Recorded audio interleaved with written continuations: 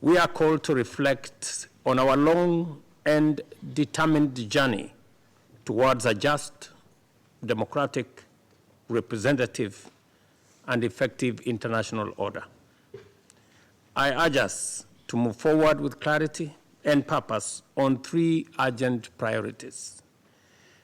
Number one, we must amplify Africa's voice in every forum, carrying this agenda into bilateral, regional, multilateral engagements so that Africa's message can resonate in every space that we find.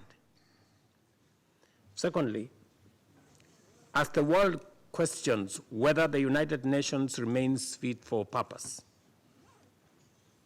and I think there is a very big debate about it, we must insist that Africa's continued exclusion is unacceptable and indefensible. At 80, the UN's credibility will be judged by whether it finally recognizes and delivers justice and representation for the 1.4 billion people of the African continent. And third, we must stand united in defending the common African position. To deviate from or dilute it would betray the trust of the very people that elected us. Unity is our greatest strength, and in one voice we must uphold this position with unwavering clarity.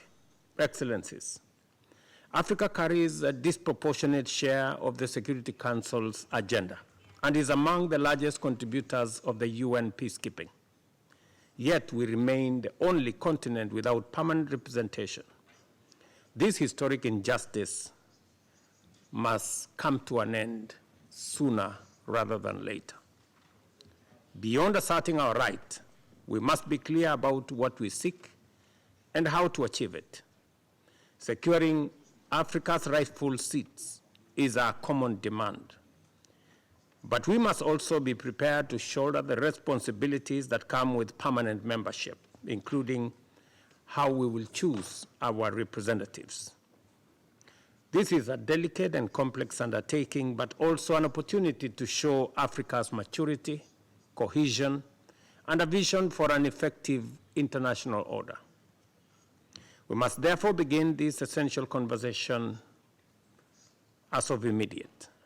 Only then will Africa be taken seriously, and only then can our collective aspirations translate into meaningful global influence. As heads of state and government, we have made a solemn commitment. Our unity is a guarantee of progress, and our shared determination the safeguard against any delay. Kenya reaffirms its unwavering commitment to the common African position. We stand ready to work with the C10 members, the African Union, and the broader UN membership to ensure Africa's demands are no longer deferred. I thank you for your attention.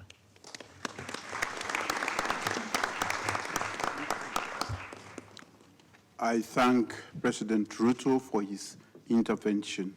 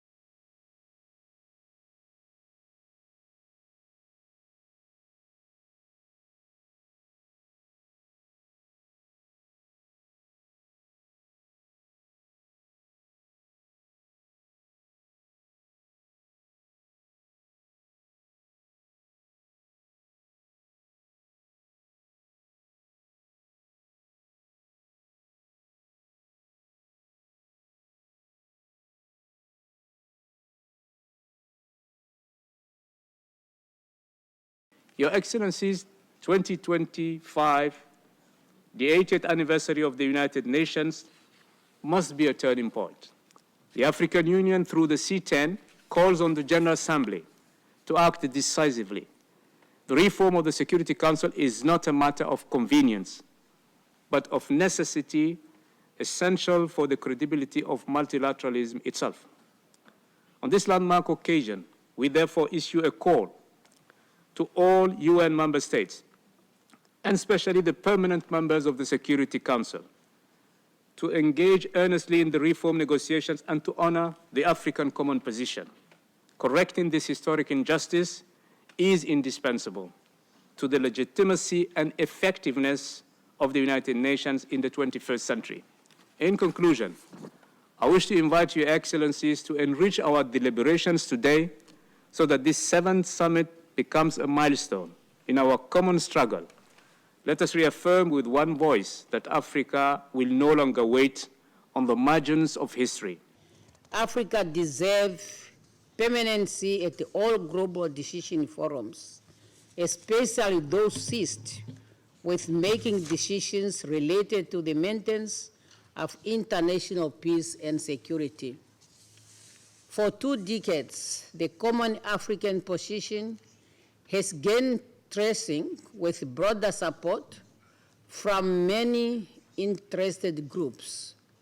This is our reminder that our quest to redress historical injustice and advance equality for a more inclusive and representative Security Council is just and commonly shared. Allow me to acknowledge with gratitude the immense support from all interested groups for the Common Africa position, which culminated in the recognition of Africa as a priority and a special case in the reform process. Over the past 2 decades, guided by the Ezowini Consensus and SAD Declaration, the C10 has been the custodian of Africa's demand. We have carried Africa's voice to every region, every forum, and every negotiation. Our greatest achievement has been our unity. Despite our diversity, Africa has remained steadfastly aligned behind a single principled position. That unity is our strength. No reform can succeed without a united Africa. Through tireless advocacy, Africa has secured recognition of its case as both a priority and a special case. This recognition is firmly enshrined in UN outcome documents, including the 2024 Pact for the Future.